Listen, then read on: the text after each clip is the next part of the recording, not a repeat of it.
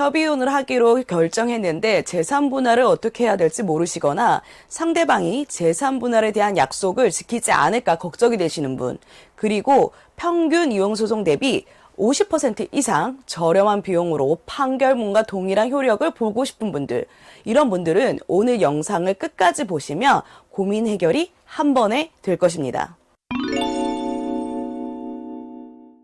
안녕하세요. 최변TV의 최선혜 변호사입니다. 이혼을 한 부부를 보면 이혼 소송을 하는 커플은 10%밖에 안 됩니다. 나머지 90%는요, 협의 이혼을 합니다.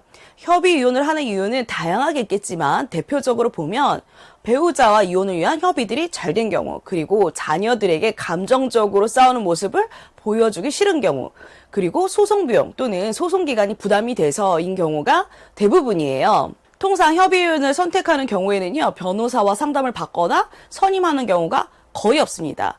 마찬가지로 변호사도 협의이혼하는 커플을 만날 일이 거의 없죠. 그런데 저는요, 의외로 협의이혼을 하시는 분들 중에 상담하시러 오신 분들이 굉장히 많은 편이에요.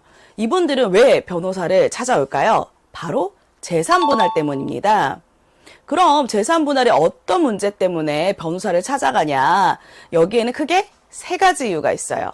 첫 번째는 바로 확실한 재산분할을 위해서입니다. 재산분할에 대한 협의가 끝났지만 부동산이 여러 채이고 부동산 명의를 변경해야 된다. 이럴 때에는요, 언제 어떻게 재산분할로 이전해야 되는지도 잘 모르고 어느 시점에 해야 되는지도 열에 9은 잘 모르거든요. 부동산인 경우 이혼을 원인으로 한 재산분할은 이혼 신고가 다 끝나야 등기 이전할 수 있는데 이거 모르시는 분 의외로 많습니다. 그런데 불안하잖아요. 이혼 전에 증여로 등기 이전을 하는 게 더 안전한지 아니면 이혼 신고 후에 해도 괜찮은지 갈피를 못 잡는 거죠. 협의 이혼 신고는 협의 이혼 신청할 때, 그리고 숙려 기간이 지나고 협의 이혼 확인기 이렇게 2번 부부가 같이 모두 법원에 출석해야 됩니다. 그러니 확인기일 전에 재산분할 협의서를 작성해 두면 좋은 거죠. 이 재산분할 협의서를 기반으로 이혼 신고가 완료된 이후에 부동산 이전 등기 신청을 할 수 있어요. 그러니 나중에 서로 간 숨겨둔 재산이 있는 경우 같은 특별한 경우가 아니라면 이를 번복하기는 굉장히 어렵습니다. 그래서 추후에 배우자가 재산분할에 대해 말을 바꾸거나 지키지 않은 경우를 대비해서 변호사를 통해 이 부분을 확실히 정리하려는 거죠. 두 번째는요, 절세를 위해서입니다. 제가 이거 관련된 상담이나 자료를 찾아보면 재산분할에 대한 관심은 대부분 많으세요. 그런데 이것과 관련된 세금에 대해서는 제대로 아시는 분들이 거의 없더라고요. 그래서 내지 않을 수 있는 세금을 수천만 원에서 많게는 수억 원까지 내시는 분들이 있어요.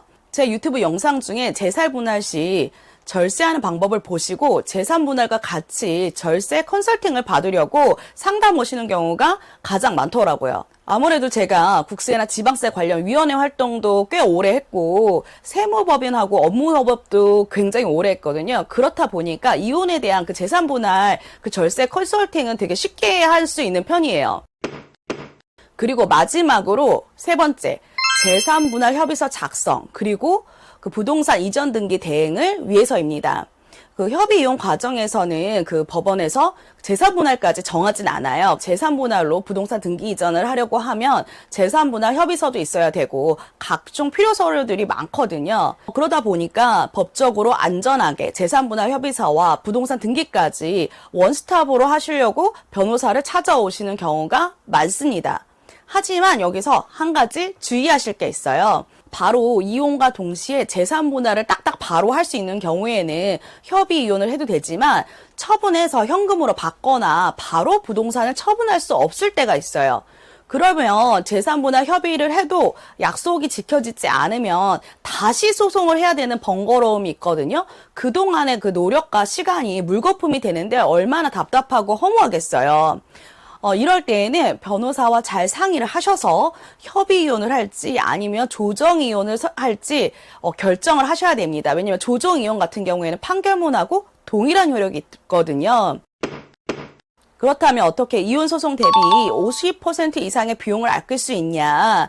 일단 협의 이혼하는 경우에는 변호사 한 명만 선임을 해서 재산분할 협의서부터 시작해서 등기 이전까지 원스톱 보로 맡기거나요. 조정 이혼을 할 때에는 한 명만 선임을 해서 이혼 소송 비용을 절반만 들어갈 수 있게 할 수 있어요.